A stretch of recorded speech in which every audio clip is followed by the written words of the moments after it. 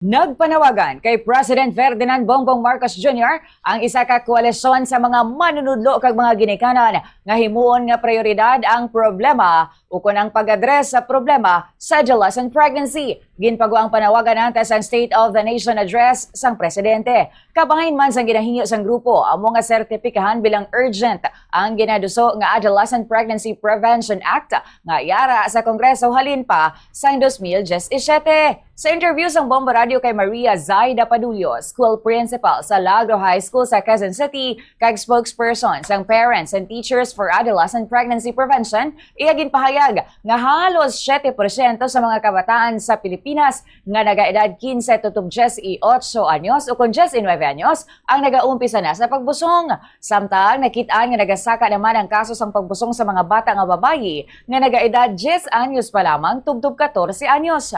Nagapati ang grupo nga paagi sa among nga hagna, mas mapabakod ang pagbinuligay sa mga eskwelahan, pamilya, komunidad, health workers, kag mga ahensya sa gobyerno. Agod nga mapungga na nagasaka nga kaso sang pagbusong sa bata nga edad. Suno pa kay Padulyo, ang mga kabataan subong nagaangko na sang impormasyon hanungod sa sex kag relasyon halin sa social media kag sa iban pa nga online platforms.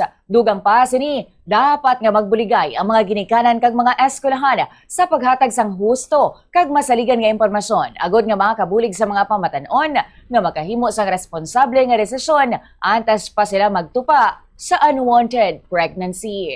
Maaring, sabi ko nga in a previous interview, sabi ko, maaring iisipin ni President na napakaliit naman ng bilang no ng mga batang ito na sabihin na natin na napabilang dito sa early pregnancy or teenage or sa adolescent pregnancy. Pero compounded kasi yung effect nito. This also affects our yung sa ano natin sa lipunan, sa society. Kasi sila yung i-cater ngayon ng i-cater ng mga ating DSWD, pag may mga 4Ps, yung mga ganyan. And we don't want that to happen to our learners. So ang panawagan namin, sana gawin itong urgent bill na ma-approve at ma-educate ng tama yung mga bata, mabigyan ng tamang suporta ng ating mga concerned agencies at magkaroon ng involvement, no, yung pagtutulungan, yung mga eskwelahan, yung mga magulang at ang ating even our local government and other agencies.